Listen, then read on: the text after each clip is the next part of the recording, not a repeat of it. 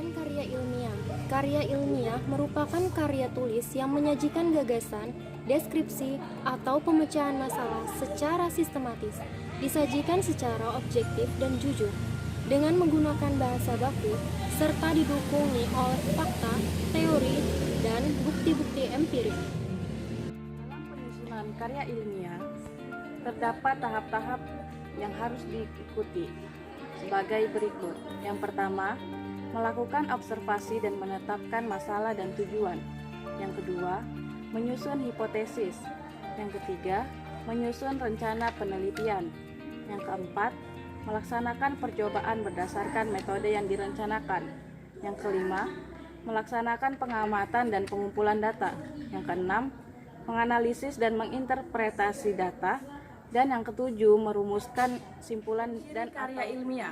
Berdasarkan di lapangan, sebuah karya ilmiah mempunyai ciri-ciri sebagai berikut. Yang pertama, objektif. Yang kedua, netral. Yang ketiga, sistematis. Yang keempat, logis. Yang kelima, menyajikan fakta. Yang keenam, tidak pleonastis. Yang ketujuh, bahasa yang digunakan adalah ragam format. Karya ilmiah memiliki syarat-syarat tertentu.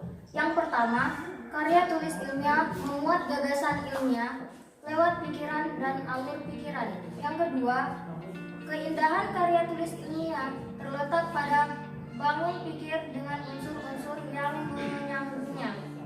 Yang ketiga, alur pikir dituangkan dalam sistematika dan notasi.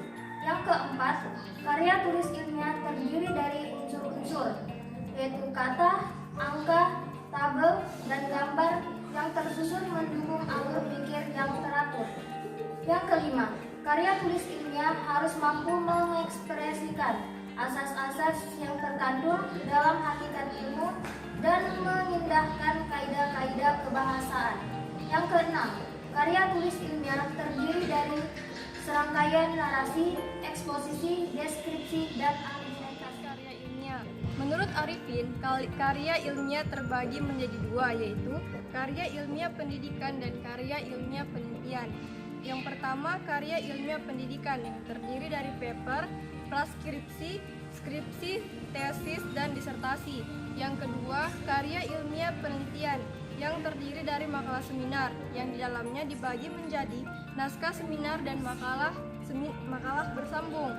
Yang kedua, laporan hasil penelitian, dan yang ketiga, jurnal penelitian. Dalam Indrianti, sejalan dengan pendapat di atas, ada beberapa macam tulisan karya ilmiah yang dikategorikan menjadi 11. Pertama, laporan penelitian. Kedua, skripsi. Ketiga, tesis. Keempat, disertasi. Kelima, surat pembacaan. Keenam, laporan kasus.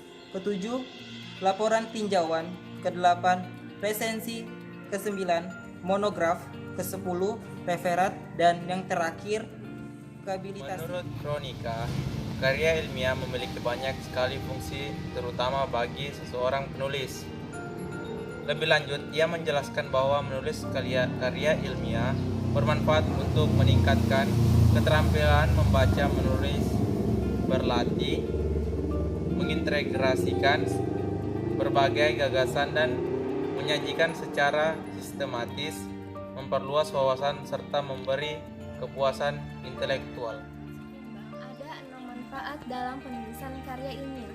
Yang pertama, penulis akan terlatih mengembangkan keterampilan membaca yang efektif. Penulis akan terlatih menggabungkan hasil dari berbagai intisari dan mengembangkannya ke tingkat pemikiran yang Ketiga, penulis akan berkenalan dengan kegiatan kepustakaan seperti mencatat bahan-bahan bacaan dalam katalog pengarang atau katalog judul. Penulis akan dapat meningkatkan keterampilan dalam mengorganisasi dan menyajikan fakta secara jelas dan sistematis. Penulis turut memperluas cakrawala ilmu pengetahuan masyarakat. Ada 6 nilai manfaat menulis karya ilmiah. Yang pertama, nilai kecerdasan. Yang kedua, nilai kependidikan. Yang ketiga, nilai kejiwaan. Yang keempat, nilai kemasyarakatan. Yang kelima, nilai keuangan. Yang keenam, nilai kefilsafatan. Kesimpulan yang dapat diambil dari materi kami adalah